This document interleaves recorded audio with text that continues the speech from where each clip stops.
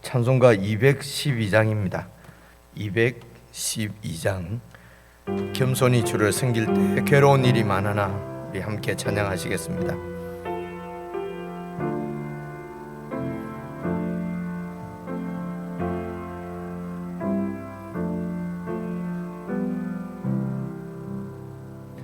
겸손히 주를 섬길 때 괴로운 일이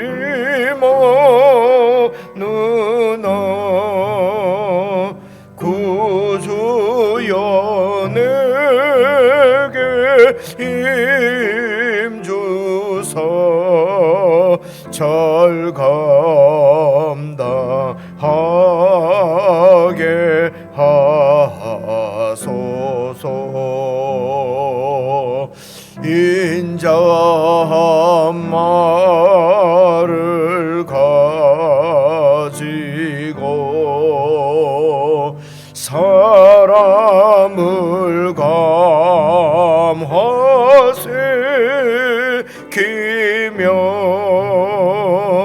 갈 길을 잃은 무리를 잘 인도하게 하소서. 구주의 귀한 인내를 깨달아 알게 하시고 굳건한 믿음 주셔서 늘 승리하게 하소서. 장래의 영광 비추사 소망이 되게 하시며 구주와 함께 살면서 참 평강 얻게 하소서.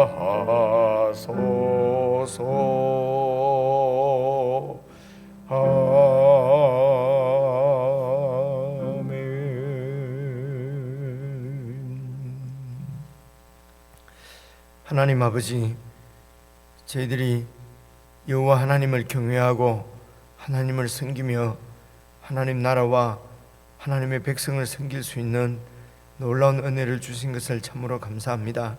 하나님, 이 땅에서 참으로 우리가 겸손히 주님을 섬기고 주의 백성을 섬기는 이런 여러 우리의 삶들을 통하여서 때로는 우리가 힘이 들고 마음에 시험이 들고 어려움을 겪기도 하지만 그럴 때마다 주님의 인내를 잘 배우게 하시고 주님의 도우심과 인도하심을 기억하게 하시며 결국은 모든 일을 합력해서 우리의 영적 유익을 이루실 하나님의 섭리를 믿고 끝까지 이 섬김의 삶을 잘 감당할 수 있도록 주님의 사랑으로 충만케 해 주시옵소서.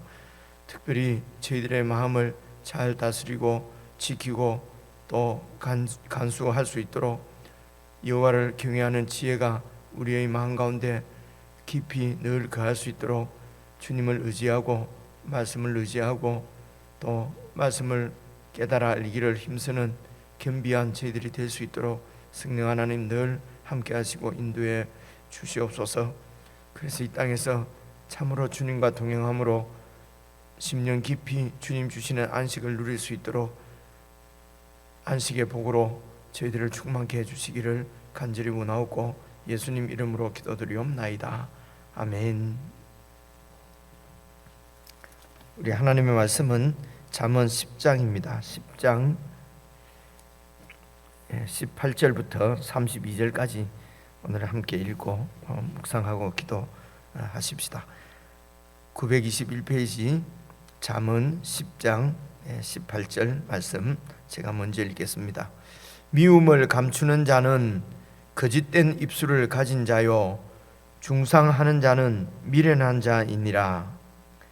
말이 많으면 허물을 면하기 어려우나 그 입술을 제어하는 자는 지혜가 있느니라.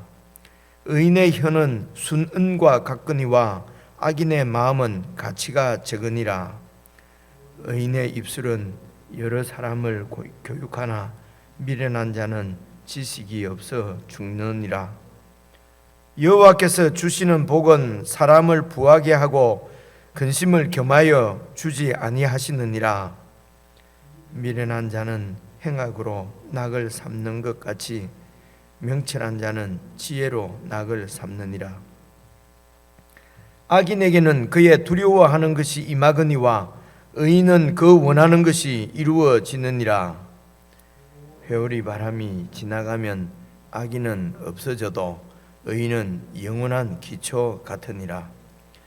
게으른 자는 그 부리는 사람에게 마치 이에 식초 같고 눈에 연기 같으니라. 여호와를 경외하면 장수하느니라. 그러나 악인의 수명은 짧아지느니라. 의인의 소망은 즐거움을 이루어도 악인의 소망은 끊어지느니라. 여호와의 도가 정직한 자에게는 산성이요 행악하는 자에게는 멸망이니라. 의인은 영영이 이동되지 아니하여도 악인은 땅에 거하지 못하게 되느니라. 의인의 입은 지혜를 내어도 패역한 혀는 배임을 당할 것이니라. 의인의 입술은 기쁘게 할 것을 알거늘. 함께 읽겠습니다. 악인의 입은 패역을 말하느니라. 어제 말씀처럼 오늘 말씀도 계속 이렇게 짧은 잠언이 계속 이렇게 여러 잠언을 이렇게 합쳐 놓았다고 그럴까요? 이제 수집한 것처럼 이제 그렇게 보이지요. 그래서 이런 이제 잠언의 히브리 문학의 특징이라고도 말씀드렸고요. 이 잠언의 특징이 어제도 말씀드린 것처럼 이렇게 대조되는 이런 문장을 두 개념을 이렇게 같이 이어 놓았습니다. 거의 그렇습니다. 물론 한 절 자체로 어떤 교훈하고자 하는 바를 다 이야기하는 경우가 있지만 다 이렇게 대조를 하고 있기 때문에요. 이제 대조한 부분을 잘 이렇게 보게 되면은 어렵지 않게 이해를 할 수 있습니다. 오늘 읽은 18절도 봐보십시오.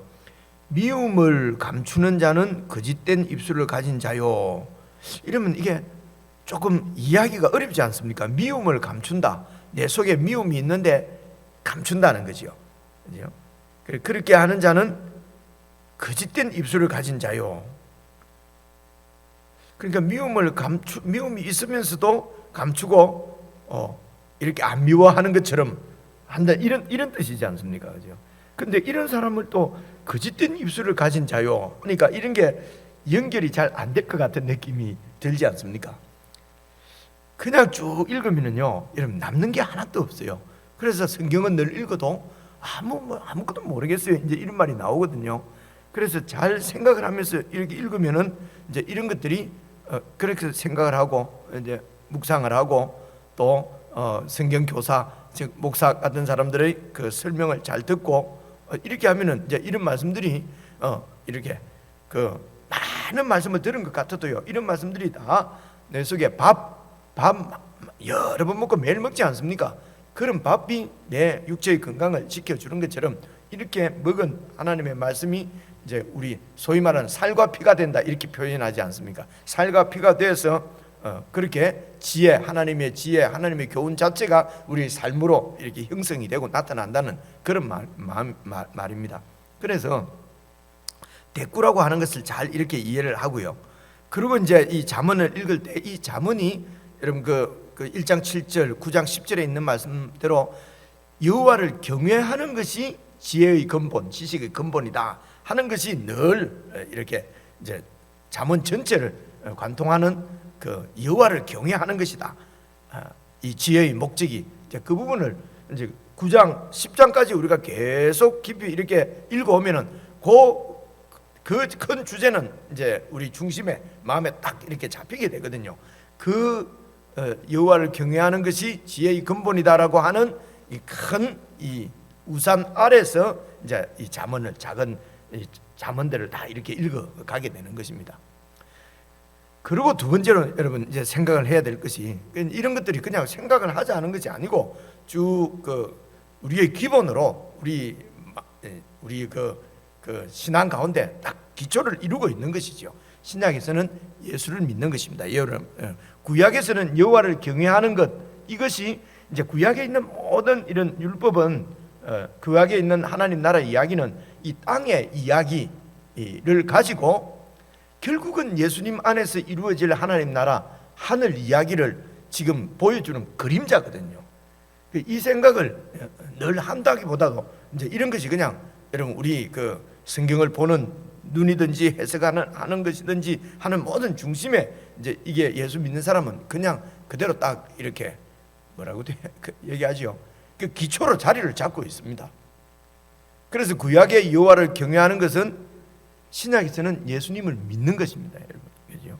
그러니까 신약에서 예수 믿는다 하는 것은 그냥 나 예수 믿는다, 예수 안다, 나 늘 믿어, 이런 말이 아니고 원래 이 땅에 눈에 보이는 것으로 나타나는 이 땅의 이야기는 여호와를 경외하는 것이 예수를 믿는 것이거든요.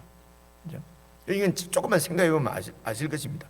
예를 들면 이런 것입니다. 쭉 내려가 보십시오. 여러분 30절, 의인은 영영이 이동되지 아니하여도, 이동되지 않는다는 말은 움직이지 않는다는 말이지 않습니까? 이게 무슨 말입니까? 그죠? 의인은 딱 이렇게 막 무겁고 딱 신의를 지키고 막 믿는 바가 막 튼튼하고 이런 의미일 수도 있어요. 이 문장만 보면요. 근데 이거는 이제 이어서 보면은 그런 의미가 아니에요. 악인은 땅에 거하지 못하게 되느니라 이렇게 되어 있지 않습니까? 의인은 뭡니까? 구약에 있어서는 하나님을 경외한 자는 이 땅에서 이동되지 않는데 악인은 땅에 거하지 못한단 말입니다. 이 가나안 땅이거든요.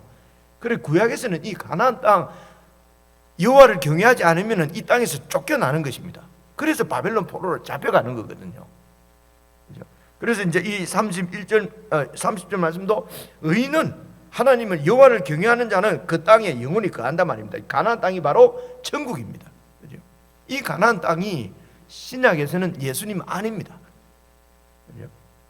여호와를 경외하는 자는 그 땅에서, 가나안 땅에서 하나님의 율법대로 쭉 살아서 그곳에서 세상하고는 다른 하나님 나라를 세워가는 것이거든요.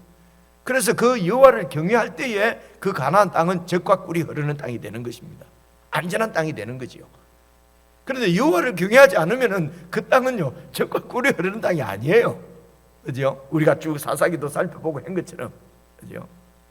그래서 이 구약의 가나안 땅을 얻는 것은 신약에서는 우리가 영원히 거할 하나님의 나라 예수 그리스도 안에 거하는 것입니다. 그래서 예수님이 구약에서는 예수님이 성전으로 나타난 것입니다. 성전이 뭡니까? 하나님이 임재하는 것이거든요. 이것이 예수님 안에서 이루어진 것이 뭐냐면 예수님이 이 땅에 오셔서 우리의 영원한 성전 되시는 것입니다. 임마누엘 되시는 것이거든요. 제 설명을 들으면 어려운 게 아니잖아요, 그죠? 다 알고 있는 얘기예요. 예수 믿으면서 평생 들은 이야기예요. 근데 이게 이렇게 연결을 시킬 수가 없고 구약과 신약을 잘 이렇게 연결이 안 되니까 그냥 혼돈스러운 것입니다. 구약도 하나님 말씀 아니냐 그러면서 여러분 그 위에 보시면은요 22절 보십시오. 여호와께서 주시는 복은 사람을 부하게 하고 근심을 금해하여 주지 아니하시느니라. 여호와를 잘 믿는 사람은 부하게 되지 않습니까? 그리고요 또 방금 읽으니까 나오던데요, 여호와를 믿는 사람은 장수하고 하는 말씀도 나왔죠. 27절 보십시오. 여호와를 경외하면 장수하느니라. 그러나 악인의 수명은 짧아지느니라. 그래서 요절하는 사람, 요즘도 일찍 죽는 사람은 예수를 잘 못 믿었는 모양이네. 그죠? 뭔가 죄를 지었는가 봐. 그래서 일찍 죽게 되면 이제 슬퍼하고, 그죠? 오래 살면은, 성경에도 예수 잘 믿으면 오래 산다고 했잖아. 근데 요즘은 그렇지 않게 보이는 것이 너무 많거든요. 예수를 전혀 안 믿는 악인도 오래오래 살잖아요. 그래서 무슨 말 합니까? 누가 욕하면은 아이고 나 오래 살겠구나, 저 사람 오래 살겠구나, 욕 먹으면 오래 산다, 욕 먹는 악인들은 오래 산다. 그러니까 이런 게 구약 성경을 읽으면은 이게 혼동이 되는 거예요.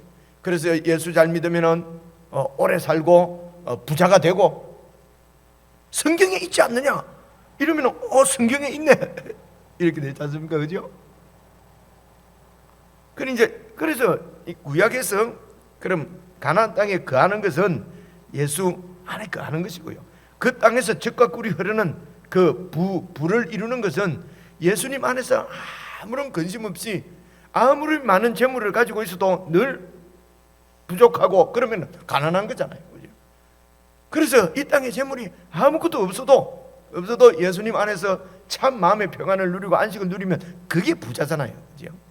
이것이, 그래서 구약에 있는 모든 말씀은 예수님 안에서 다 성취되었다는 말은 예수님 안에서 누릴 영적인 복을 눈에 보이는 복으로 보여주는 그림자다. 성전도 예수님의 그림자고, 구약에 있는 대제사장도 예수님의 그림자입니다. 대제사장이 바로 그 백성들을 대표해서 하나님께 제사 드리는 사람이거든요. 그래서 백성의 죄를 사해주는 사람이, 그런 직분을 맡은 사람이 제사장이에요. 그런데 사람 제사장이 백성들의 죄를 용서해 줄 수 있습니까? 짐승의 피가 사람 우리의 죄를 용서해 줄 수가 있습니까? 그래서 그 짐승이나 그 대제사장이나 성전이나 그것은 다 예수님이 하실 사역, 예수님의 인격, 이런 것들을 보여주는 그림자란 말입니다. 이해가 오시죠? 그죠? 이제 그런 얘기입니다. 그래서 이 구약에 오래 산다는 말은 예수님 안에서 누릴 영원한 생명을 얘기하는 거예요. 영생을 얘기하는 거예요. 여러분, 구약에서 아무리 오래 살아도 100년밖에 더 살겠습니까? 오늘 우리는 영원히 사는 영생을 얘기하는 거거든요. 그걸 보여주는 그림자란 말입니다. 그래서 예수님께서 마르다에게 오늘 우리에게 말씀하시기를, 나를 믿는 자는 영원히 죽지 아니하고 살아서 믿는 자는 영원히 죽지 않고, 그죠? 그렇게 되어 있습니까? 살아서 있는 자는 믿고 죽은 자는 영원히 사는 것이다.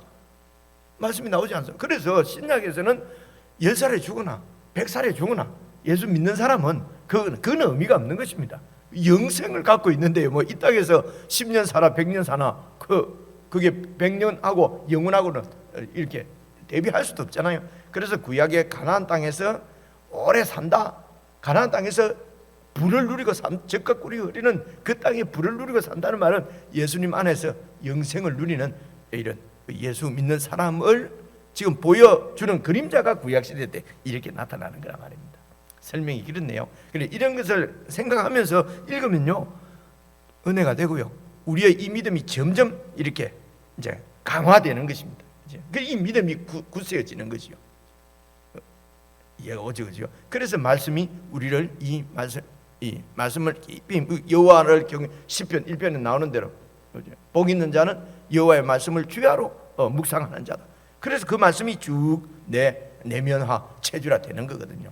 그래서 매일 이렇게 우리가 교회가 함께 묵상하지 않습니까? 오늘 하루 묵상 안 했다고 별로 문제 안 생기고요, 오늘 하루 묵상했다고 무슨 뭐 천국이 열리는 것도 아니잖아요.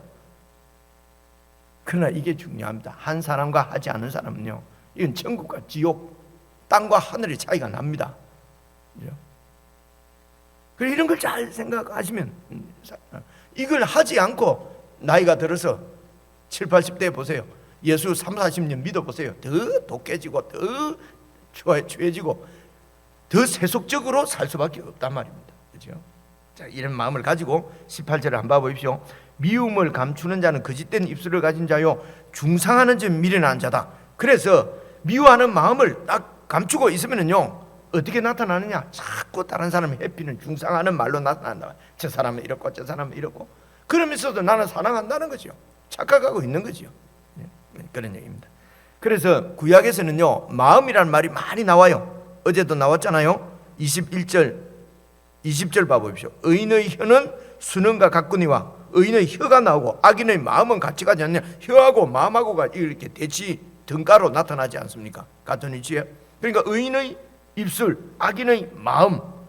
그래서 구약 때의 이 히브리 사람들의 개념은 이 지혜가 거하는 그 장소를 마음이라고 생각을 했거든요. 지혜가 거하는 장소입니다. 마음입니다. 그래서 그 마음의 이 지혜가 바로 신약에서는 예수님이잖아요. 이 마음에 지혜가 거하지 않으면은 미움이 거하고 다른 여러 가지가 거하는 거지요. 그래서 지혜가 거하지 않으면은 미움이 거한단 말입니다. 그래서 이 마음에 미움이 거하는데 그 미움을 감추는 것이 입술이라는 거죠. 입술로 사랑을 얘기하고 정의를 이야기하고. 그런데 실제로 이 입술은 계속 중상모략한다는 것입니다. 마음에 미움이 있으니까요. 그래서 마음을 지키는 것이 무엇보다도 중요하고 세상을 얻는 것보다도 중요하다는 말씀이 얼마 전에도 나왔지 않습니까? 그죠? 그래서 그 마음을 우리가 어떻게 지키느냐, 그 마음에 지혜가 거하게 한다는 것이요. 지혜가 하나님 말씀이지요. 그게 예수님이지요. 구약에서는 여호와를 경외하는 거죠. 그걸 마음에 두지 않으면은 미움, 욕심, 탐심, 이 하나님을 경외하는 것 말고 모든 것들은 다 포함하는 것입니다. 그런 것들이 그냥 거할 수밖에 없다. 마음을 지키는 것은 신약에서는 예수를 믿는 것이 그만큼 큰, 그냥 나 예수 믿어 이런 정도가 아니라 말입니다. 예수를 믿는다는 것은 그 마음이 그 예수님을 통해서 지켜지는 것을 얘기하는 거예요. 그렇죠? 그래서 여러분, 미움을 감추는 자는 거짓된 입술이다. 어떻게 나타나느냐? 중상하는 자는 미련한 자다 말은 여호와를 경외하지 않고 자기 지혜를 믿는 사람이라는 겁니다. 이렇게 되면 19절, 말이 많으면 허물을 면하기 어려우나 말 많이 하는 사람은 우리 같은 사람이잖아요. 맨날, 그죠? 그래서 조심합니다. 그래서 성경만 그냥 읽고 말을 많이 해야지, 이렇게 하지 않으면 자기의 어리석음이 나타난단 말이에요. 허물을 면하기 어려워요. 내 얘기 자꾸, 내 경험 자꾸 얘기하면은 100마디 좋은 말 하다가요, 그 중에 꼭 허물이 드러난단 말입니다. 그 전체의 중심에 여호와 하나님을 경외하는 것이 아니고 이게 우상 숨기는 거거든요. 자신의 탐심, 아무리 미움을 감추고 있어도 속에 있는 미움이 그냥 이렇게 나타나고 욕심이 나타나게 되고요. 그래서 하나님 말씀이 아니면은 우리 속에 지혜가 있어서 이 지혜가 말로 나타나는 것이 아니면은 속에 있는 이 더러운 우리의 욕심이 그대로 드러나게 되는 것이 아무리 감추어도 허물이 드러나게 된다는 것입니다.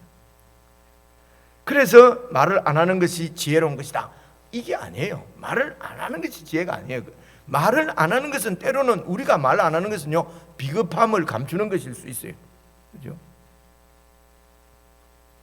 이해하기 쉬운 예로 저는요, 캐나다 살 때는 진짜 말 많이 안 하고 지냈어요. 왜 그랬겠습니까? 영어를 못하니까. 제가 패스터들 모임에 가도요, 못 알아들으니까. 그래서 어쩌다가 알아들으면 거기에 대해서 대꾸하고, 그죠? 어떤 결과가 나오는가? 그 있는 사람은, 저 한국 동양 저놈 패스터 제임스라고 그래요. 제임스는 뭔가 속에 대단한 걸 갖고 있다는 거예요. 왜냐면 말을 안 하니까 싹 미소만 짓고 가끔씩 물어도 대답 안 하면서 이렇게 하고. 왜 그랬냐? 못 알아들었어요. 질문하는 걸 못 알아들었으니까. 이게 완전히 감추는 거죠, 그죠? 내 허물을 감추고, 그렇게 그 감추는 수단으로 이제 말을 안 하는 거예요.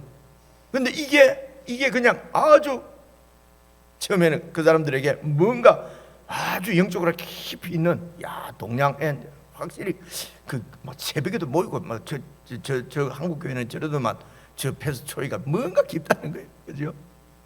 그래서 우리 사람들 사이에도 이러잖아요. 그냥 침묵은 금이고, 침묵은 다이아몬드고, 그런 말 있잖아요. 말 안 하고 가만히 있으면 뭔가 있는 것처럼 보인다. 이런 것은 세속적인 거예요. 그죠?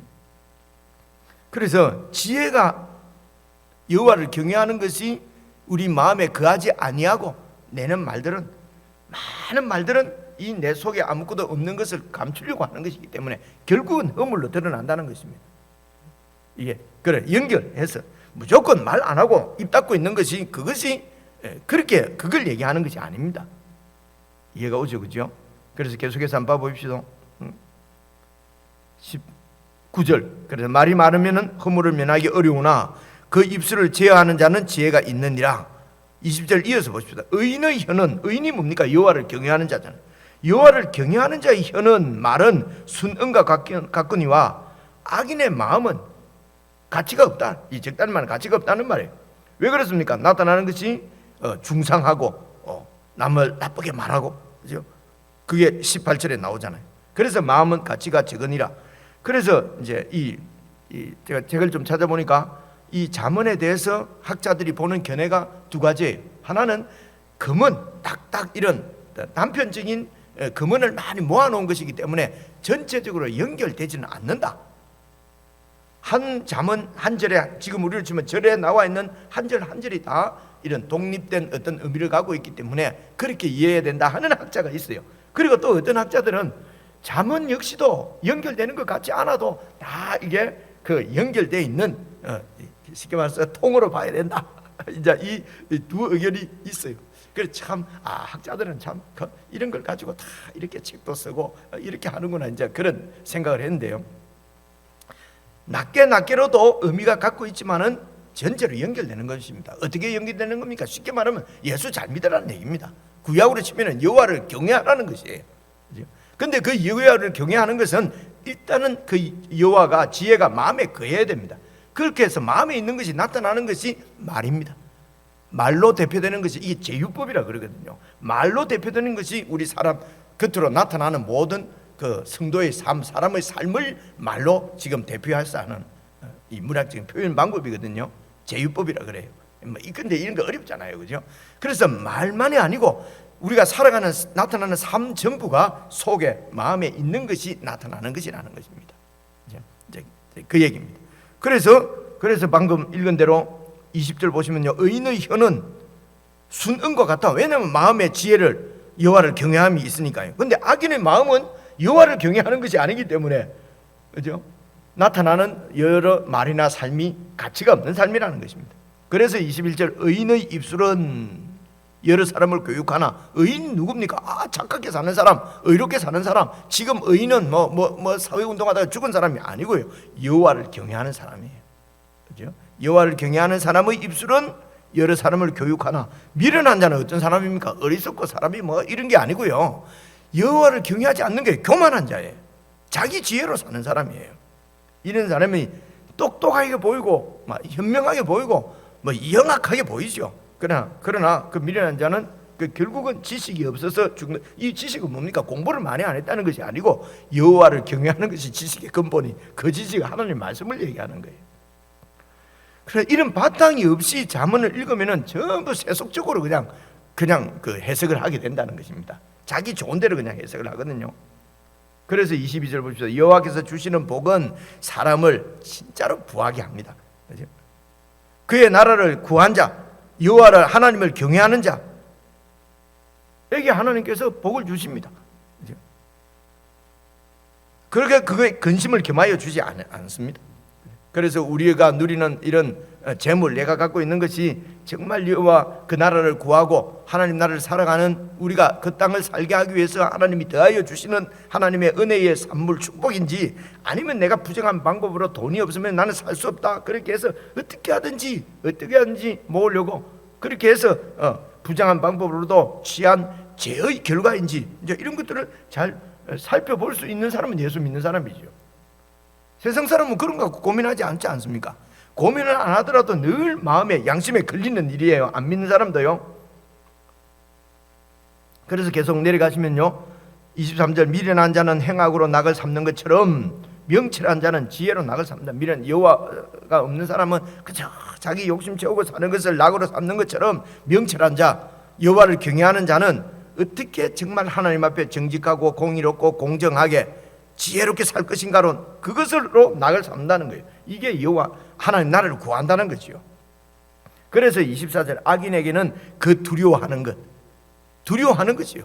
막 이렇게 맞는 재물을 모으고 그 높은 곳에 가지만 마음에 늘 불안하잖아요. 이게 언제 넘어지지, 언제 무너지지, 내가 도리어 더 힘 있는 자에게 빼앗기지는 않을까 늘 두려워하는 것이 실제적으로 임합니다. 이런 거 우리가 많이 경험하죠, 그죠? 그런데 의인은 그 원하는 것이 이루어진다. 의인은 뭡니까? 그 원하는 게 뭡니까? 의인은 예수만 잘 믿으면 막 욕심 다 채울 수 있다. 원하는 거 다 이루어진다. 이런 말이 아니에요. 의인이 구하는 것은 하나님의 나라입니다. 그게 이루어진다는 거예요. 그죠? 전혀 어렵지 않지요. 그죠? 의인은 그 원하는 것이 이루어진다. 24절에 있지 않냐? 의인은 예수 믿으면 막 구해라 그러면 다 주신다.